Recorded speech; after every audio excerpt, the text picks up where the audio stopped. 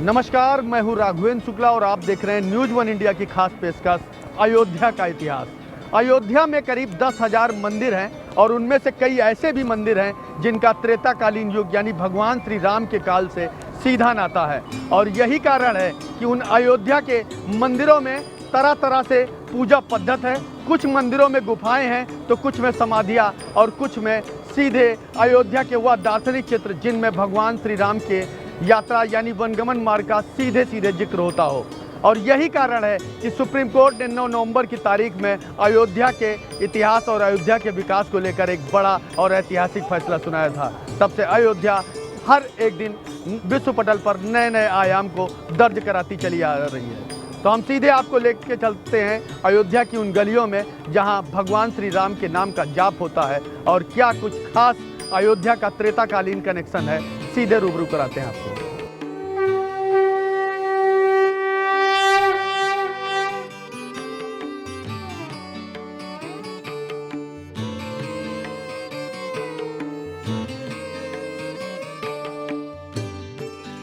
राम शब्द दिखने में जितना सुंदर है उससे कहीं महत्वपूर्ण है उसका उच्चारण।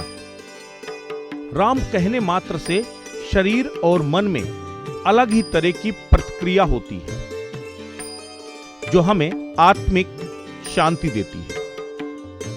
प्रभु श्री राम नाम के उच्चारण से जीवन में सकारात्मक ऊर्जा का संचार होता है। भगवान श्री राम की नगरी अयोध्या वैसे तो पूरे विश्व में प्रसिद्ध है, लेकिन यहां के मंदिरों की प्राचीन काल से चली आ रही संस्कृति अपने आप में अद्भुत है। यूं तो राम नगरी में 10,000 से भी अधिक मंदिर हैं। उनमें से दर्जनों ऐसे भी मंदिर हैं जिनका त्रेता काल से ही विशेष महत्व है। महाराज जी, हम और भी अपने दर्शकों को दिखाना चाहेंगे कि उदासीन इस आश्रम की प्रमुख विशेषताएं क्या क्या हैं। उसमें सबसे खास चीज़ अगर कहा जाए कि समाधियों का एक बड़ा संगम यहाँ पर है। हम आपसे समझेंगे कि और समाधियाँ कहाँ कहाँ पे हैं यहाँ पे, और किन किन महापुरुषों की समाधियाँ हैं, और साथ ही क्या उद्देश्य रहा इन समाधि बनाने का। देखिए, समाधि का मतलब होता है कि जिन महापुरुष ने अपने जीवन में समर्पित ईश्वर के प्रति जिन्होंने अपने जीवन को समर्पित कर दिया, और आने वाली जो परंपरा है उन परंपराओं को कैसे जाना जाए कि यहाँ कौन महापुरुष थे। उन्होंने अपने जीवन के द्वारा, अपने कृति के द्वारा, अपने व्यक्तित्व के द्वारा, अपने शिक्षा के द्वारा, अपने त्याग के द्वारा, अपने तपस्या के द्वारा समाज को उन्होंने क्या बताया। तो उसका एक कहावत होता है कि देखिए, यह शरीर स्थूल शरीर है। स्थूल शरीर का एक सीमा होता है, उसका कोई न कोई परिमापकता है। तो भगवान जब भी अवतरित, जो भी मनुष्य होता है स्वतः मनुष्य के रूप में अवतरित होता है, तो उसका 100 साल की अवधि होता है। 100 साल पर्यंत वो अपने जीवन के द्वारा उस ज्ञान, प्रथम अवस्था में ज्ञान अर्जित करता है, द्वितीय अवस्था में तपस्या अर्जित करता है, तृतीय अवस्था में अपने ज्ञान और तपस्या के द्वारा समाज को शिक्षित करता है। तो उस शिक्षा को प्रतीक के रूप में, उस शिक्षा को आदर्श के रूप में हम कैसे जानें, इसी परंपरा को हमारे महापुरुषों ने एक महापुरुष के समाधि के रूप में, एक सूक्ष्म रूप में वो आज भी विराजमान है, इसका अनुभूति हम लोगों को होता है। ये तमाम सारी जो यहाँ पर समाधियाँ बनाई गई हैं, क्या ये वही समाधियाँ हैं? हाँ, जो महापुरुषों की हैं? हाँ, वही समाधि हैं जी। जैसे हमारे महाराज जी जो तीसरे हुए हैं जी, बाबा नारायण राम जी, जो गुरु महाराज जो कि इस आश्रम को भव्य और दिव्यता देने में गुरुजी ने, जिनके देखिए बाबा श्री महंत बाबा संगत बख्श जी, श्री महंत बाबा माधव राम जी, श्री महंत बाबा नारायण राम जी। हम अपने सहयोगी से कहेंगे कि वो दिखाएं इन तमाम सारे जो महापुरुषों की समाधियां हैं, वो एक एक कर सभी दिखाएं। तो ये हमारी जो महापुरुषों की जो समाधि बने हुए हैं, ये समाधि प्रतीक के रूप में जाना जाता है। और ये समाधि के माध्यम से हम लोग जानते हैं उन्होंने उदासीन संगत ऋषि आश्रम रानोपाली के लिए क्या किया। महाराज जी ने अपने तपोज्ञान के द्वारा, महाराज जी ने अपने व्यक्तित्व के द्वारा इस समाज को संवारा, और उदासीन संप्रदाय नहीं, खर दर्शन साधु समाज को उन्होंने एक आदेश। हम एक एक कर सबका परिचय कराते चलेंगे अपने सहयोगी के माध्यम से। श्री महंत बाबा केशवराम जी की यह समाधि स्थल है, यह समाधि बाबा केशवराम जी की है। और ठीक अगर हमारे दाहिने साइड की बात की जाए तो इधर भी कई सारी समाधियां हैं। ये हम सहयोगी से ज़रूर कहेंगे कि चूँकि दिव्य दर्शन है महापुरुषों का, हमारे न्यूज़ वन इंडिया पर सभी जो भी दर्शक जुड़े हुए हैं सब जो है एक एक कर समाधियों का दर्शन करेंगे। और ये चूँकि महापुरुष रहे हैं, इन्होंने एक बड़ा ही त्याग किया है समाज के लिए। और कहा जाता है कि जिस तरह से बगैर गुरु के सब कुछ अधूरा है। देखिए यहाँ पर भी जो है ब्रह्मकालीन महंत बाबा दामोदर दास जी हैं, यह उनकी समाधि है। और इसी तरह पूरी मंदिर में जो कहा जाए कि महंत बाबा माधोराम जी हैं, उनकी समाधि स्थल बनाई गई है। इसी तरह से पूरे मंदिर में, यानी एक तरफ जहां भगवान श्री राम के प्रतिमाओं को जो है सजाया गया है, उनकी पूजा पाठ होता है, वहीं गुरुजनों की भी समाधि स्थल यहीं पर बनाई गई हैं और उनको भी उसी तरह से पूजा जाता है, उसी तरह से उनकी भी आराधना की जाती है। ऐसा ही एक आश्रम है उदासीन ऋषि आश्रम रानोपाली, जिसका सीधा सरोकार भगवान राम से जुड़ा है। माना जाता है कि उदासीन ऋषि आश्रम में ही वनवास से पहले भगवान श्री राम ने अपने राजसी वस्त्रों का त्याग किया था और उदासीन वस्त्र धारण कर वन की ओर प्रस्थान किया था। मान्यता है कि 18वीं शताब्दी के उत्तरार्ध में आश्रम के संस्थापक बाबा संगत बख्श की रूहानी शख्सियत से प्रभावित अवध के तत्कालीन नवाब भी उनके मुरीद बन गए। नवाब ने बाबा को 500 बीघा जमीन दान की, जिसके बाद इसी परिवार में उदासीन आश्रम का निर्माण हुआ। आश्रम में प्राचीन मंदिर के साथ कई नए प्रखंड शानदार वास्तु के नमूने हैं।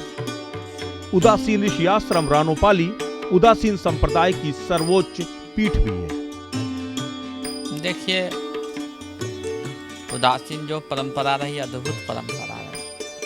आप यदि त्रेता युग में भगवान के वनगमन या भगवान के जन कल्याण की यदि आप अध्ययन करेंगे, जब भगवान शिक्षा ग्रहण किए, शिक्षा ग्रहण करने के अनंतर मर्यादा पुरुषोत्तम भगवान श्री राम, उनके परम पूज्य चक्रवर्ती सम्राट राजा दशरथ के सामने विश्वामित्र महामुनि ज्ञानी, हम शास्त्रों में भी पर्यालोचन करते हैं और जो अवधी भाषा में, लोकहित भाषा में जो रामचरितमानस है, उसका यदि आप स्वाध्याय करें, उसका अध्ययन करें, तो उसमें यह मिलता है कि उस काल में सुप्रसिद्ध भरद्वाज मुनि हुए, विश्वामित्र जी हुए, उन सभी, क्योंकि देखिए उस समय भरद्वाज जी के सामने भी अगर आप देखेंगे, हम अभी वर्णन करेंगे, तो विश्वामित्र मुनि त्रेता युग में भगवान मर्यादा पुरुषोत्तम भगवान राम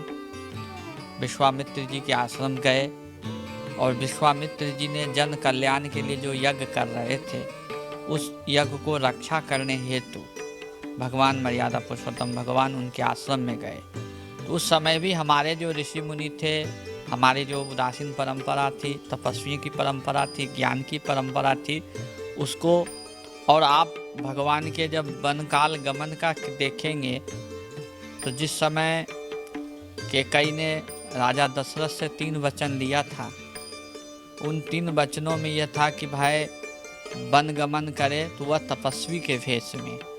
यह शास्त्र में वर्णन मिलता है कि तपस्वी का भेष किस भेष में। तो रामचरितमानस जो हम देखते हैं, जो सरल भाषा, अवधी भाषा है कि 14 बरस राम वनवासी, तापस वेश विशेष उदासी।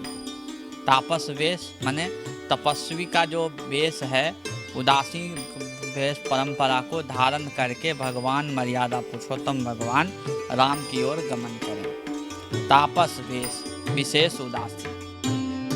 50 एकड़ में विस्तृत उदासीन आश्रम की सर्वोच्च पीठ उदासीन ऋषि आश्रम रानोपाली का विशेष धार्मिक मान्यता है।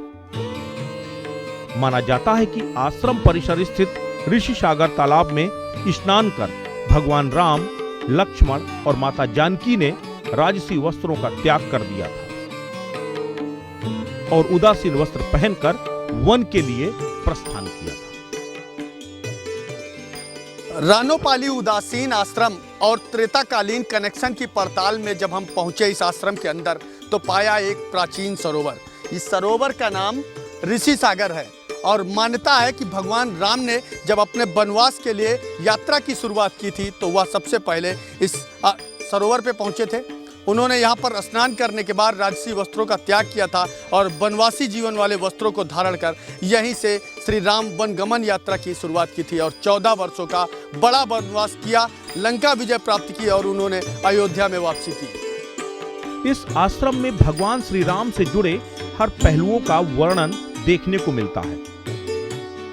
इसमें कोई शक नहीं, रानोपाली स्थित उदासीन ऋषि आश्रम गौरवपूर्ण आध्यात्मिक विरासत का संवाहक है, जहां भगवान राम से जुड़ा हर पौराणिक इतिहास छिपा है। श्री राम शोध पुस्तकालय शोध संस्थान में रखी किताबों में भगवान श्री राम से जुड़े हर पहलू का वर्णन है। हम पहुंचे हैं इस समय श्री राम शोध पीठ, जहां की लाइब्रेरी में रखी हैं हजारों पुस्तकें और इन पुस्तकों में रचा है सीधा राम के जमाने से और अयोध्या के मंदिरों का सीधे कनेक्शन का इतिहास। तो हम उन पुस्तकों को खंगालते हैं और पता करते हैं कि अयोध्या के आखिर वह कौन से मंदिर हैं जिनमें हजारों वर्षों का पुराना इतिहास लिखा हुआ है और उस मंदिर को हम दिखाते हैं पूरा अयोध्या से राम कनेक्शन।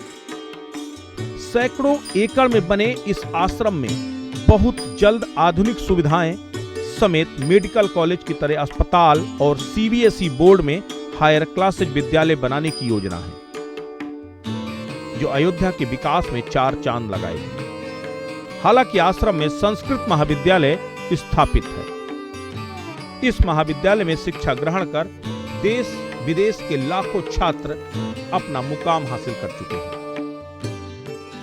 आश्रम परिसर में देसी गोवंश के संरक्षण और संवर्धन के लिए गौशाला भी बनाई गई है। महाराज जी, अन्य धर्मों की अपेक्षा सनातन धर्म में गौ सेवा को जो है प्रमुख माना गया है, क्या कारण है? देखिए, हमारी जो सनातन वैदिक परंपरा रही और वेद परंपरा में ये धर्म के एक प्रतीक के रूप में माना गया कि भाई धर्म को कैसे पहचाना जाए।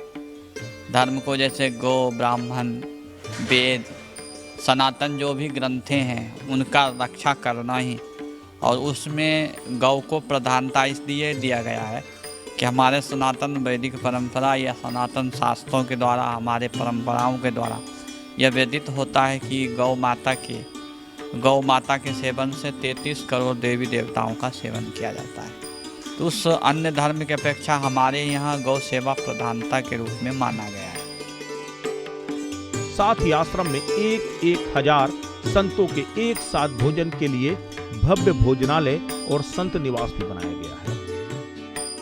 रानोपाली स्थित उदासीन ऋषि आश्रम में स्थित मंदिर में भगवान श्री राम के चित्रण के अलावा कई अतिरिक्त समाधियां भी मौजूद हैं, जिनका अपने आप में विशेष महत्व है। वैसे तो अयोध्या में हर एक मंदिर में पूजा पाठ करने की अपनी अलग अलग परंपरा है, लेकिन उदासीन आश्रम की अगर बात करें तो उदासीन आश्रम के इस मंदिर में समाधियां ही बनाई गई हैं। तमाम ईश्वर की प्रतिमाएं भी हैं, गुरुजनों की समाधियां भी हैं। कैसे आखिर यहाँ की पूजा का पूरा तरीका है, कैसे जो है अपने भगवान, अपने गुरुदेव की पूजा करते हैं यहाँ के पुजारी और यहाँ के महंत, हम उनसे समझने की कोशिश करते हैं उन्हीं की जुबानी। महाराज जी, यहाँ पर तमाम सारी समाधियाँ स्थापित हैं, क्या मान्यता है? ऐसा है कि हमारे जो परंपरा, उदासीन संप्रदाय की जो परंपरा है, हम सनातन परंपरा के जो हमारे महापुरुष थे जिन्होंने इस आश्रम का स्थापना किया, जो आप जहाँ पर अभी खड़े हैं, हमारे उदासीन संप्रदाय के प्रमुख आचार्यों में जगत गुरु श्री चंद्र भगवान जी हैं और इसके बाद परम पूज्य गुरुदेव श्री बाबा संगत बख्श जी की समाधि है, परम पूज्य गुरुदेव श्री बाबा माधवराम जी की समाधि। थोड़ा सा हमारे दर्शकों को आप दिखाते चलें कि ये जो है जगत गुरु श्री चंद्र भगवान जी की समाधि है। जगत गुरु श्री चंद्र भगवान जी की समाधि नहीं है, ये उनकी प्रतिमा है आचार्य जी की मूर्ति है, जो हमारे आचार्य हैं, उदासीन संप्रदाय के आचार्य हैं। महाराज जी, उन समाधियों का जो जिक्र होता है, चूंकि उदासीन आश्रम में समाधियों का अपना एक अलग जो है कहा जाता है कि एक अलग सा वाइब्रेशन होता है, यहाँ पर एक अलग सी शांति रहती है। उस समाधि को जो है हम जरूर अपने दर्शकों को दिखाना चाहेंगे। हालांकि कई सारी समाधियाँ यहाँ पर बनी हैं, प्रमुख जो है वह यह समाधि है श्री महंत बाबा संगत बख्श जी। हम अपने सहयोगी से कहेंगे कि वह दिखाएं जूम करके कि किस तरह से जो है यहाँ पर समाधि स्थापित है और यहीं से जो है उदासीन आश्रम की परंपरा की शुरुआत हुई थी। महाराज जी, हम आपसे समझेंगे कि महाराज जी का थोड़ा सा संक्षिप्त परिचय। उदासीन परंपरा से परम पूज्य गुरुदेव दीक्षित थे। इनके परम पूज्य गुरुदेव बाबा सहज राम जी थे, जो एक सिद्ध संत भी थे, और वर्तमान समय में इसका जो गुरु गद्दी है, आप इस मैंने फैजाबाद से जब दूर जाएंगे, वो बंधुआ कला पड़ता है सुल्तानपुर में। महाराज जी का गुरु गद्दी वहीं है, और महाराज जी बचपन से ही इस संप्रदाय में दीक्षित हुए। उदासीन परंपरा की जो पूजा विधि थी, जो उपासना विधि थी, उस और सनातन परंपरा की जो पूजा विधि उपासना विधि थे, उस उपासना विधि के द्वारा उन्होंने लगभग अपने 100 वर्ष जीवन पर्यंत संप्रदाय के प्रति, सनातन धर्म के प्रति, अपने परंपराओं के प्रति महाराज जी का निष्ठा और भगवान मर्यादा पुरुषोत्तम भगवान श्री राम के प्रति महाराज जी का जो निष्ठा था अद्भुत। ये हमारे जनश्रुति भी है कि महाराज जी को मर्यादा पुरुषोत्तम भगवान श्री राम का अनुभूति भी हुआ था, और उस अनुभूति का फल ये था कि महाराज जी आज से 1773 में यहाँ आए थे, और उस ज्ञान के द्वारा, तपस्या के द्वारा और अपने बुद्धि के द्वारा इस रानोपाली आश्रम भव्य जो दिव्य आप दिखाई दे रहा है, इन्होंने सनातन परंपरा के जो महापुरुष थे, जो संत थे, या जो सनातन परंपरा को मानने वाले भक्त थे, उनके सामने उन्होंने अपनी चमत्कार दिखाया, ज्ञान दिखाया, तप दिखाया। उदासीन आश्रम और नाथ संप्रदाय में नजदीकियां होने के चलते मुख्यमंत्री योगी आदित्यनाथ भी आश्रम से काफी लगाव रखते हैं और देश विदेश के जुड़े हजारों आश्रमों के बारे में जानकारी भी लेते रहते हैं। सूबे के मुख्यमंत्री योगी आदित्यनाथ की अयोध्या विकास पहल के अलावा अयोध्या के जो प्रमुख संत हैं, उन्होंने भी अयोध्या को और ज़्यादा विकसित करने की योजना बनाई है। हम दिखाते हैं कि महाराज जी, हम आपसे ही समझते हैं सबसे पहले कि अयोध्या एक तरफ जहां मुख्यमंत्री जी के द्वारा विकसित की जा रही है, कई सारे हॉस्पिटल और भगवान राम की सबसे ऊंची प्रतिमा की बात की जा रही है, राम की पहाड़ी की बात की जा रही है, रेलवे स्टेशन और एयरपोर्ट के निर्माण की बात की जा रही है। ऐसे में संत समाज किस तरीके से अगुवाई कर रहे हैं अयोध्या को और ज़्यादा डेवलप करने की? जैसे माननीय मुख्यमंत्री जी के जो सोच है कि अयोध्या को सर्वांगीण विकास हो, जिसमें आप अभी एयरपोर्ट है, भव्य और दिव्य राम भगवान का प्रतिमा है, और समझिए कि जो यहाँ जो जन सुविधाएँ होना चाहिए, क्योंकि आने वाले मर्यादा पुरुषोत्तम भगवान राम की जो भव्य और दिव्य मंदिर बनने वाला है, तो वहाँ जन सुविधाओं में जैसे हॉस्पिटल की आवश्यकता है, रोड की बहुत अच्छी आवश्यकता है। उसी कड़ी में हमारे जो अयोध्या के गण्यमान्य संत हैं, महापुरुष हैं, उनका भी चिंतन है कि आने वाले समय में हमारे आश्रमों के माध्यम से भी जन कल्याण के लिए कोई न कोई योजनाओं का शिलान्यास, किसी न किसी योजनाओं का भव्य और दिव्य स्वरूप देने की इच्छा सभी संतों में है। किस तरीके का प्लान किया है महाराज जी आपने? चूँकि रानोपाली आश्रम उदासीन एक बहुत अपने आप में बड़ा अखाड़ा माना जाता है, बड़ा आश्रम माना जाता है, किस तरीके से आप इस डेवलप करने का प्लान कर रहे हैं? जैसे हमारे महाराज जी का, हमारे परम पूज्य गुरुदेव तपस्वी बाबा कल्याण दास जी का भी इच्छा है कि भविष्य में एक दिव्य और भव्य एक विद्यालय होना चाहिए, और भविष्य में जैसे जगह उगा हैं तो समझिए इनके हमारे सोच है कि एक भव्य और दिव्य हम लोग सोच रहे हैं, अभी लगे हुए हैं कि जैसे योगी जी विकास के लिए सोच रहे हैं, वैसी प्रकार से हम लोग भी लगे हैं कि यहाँ भव्य और दिव्य जो है चिकित्सालय बनाया जाए, जो कि लोगों से संपर्क कर रहे हैं धीरे धीरे, और वो आने वाले समय में आपको उसका प्रारूप दिखाई देगा। वाकई सच्ची सेवा यही है महाराज जी कि एक अच्छा हॉस्पिटल यहाँ पर बने, अच्छा विद्यालय बन सके जिससे बच्चे पढ़ सकें और लोग अपना उपचार करा सकें। संस्कृत विद्यालय तो पहले से ही है महाराज जी। हाँ, संस्कृत विद्यालय तो पूर्व से ही, लगभग उसका समझिए 100 वर्ष हो गया है। और अभी जो वर्तमान देखिए हमारे लोग का चिंतन है कि आध्यात्मिक विद्या और आधुनिक विद्या का एक समीकरण बने। भाई देखिए, अध्यात्म और आधुनिक का जब समीकरण बनेगा तो समाज इस ओर रुझान होगा, समाज इस ओर आएंगे। उसी परिकल्पना में हम लोग का CBSE बोर्ड या और भी जो भी डिग्रियां होती हैं उनके विषय में हम लोग लगे हुए हैं। उसी के साथ साथ चिकित्सा संबंधी भी, और हमारे जो शास्त्र सम्मत जो योग आदि हैं, योग आदि के बारे में भी हम लोग परिकल्पना कर रहे हैं। तो आज आपने देखा उदासीन आश्रम का त्रेता युग से कनेक्शन। फिर मिलेंगे किसी नए मंदिर और नई स्टोरी के साथ। फिलहाल दीजिए मुझे इजाज़त। नमस्कार।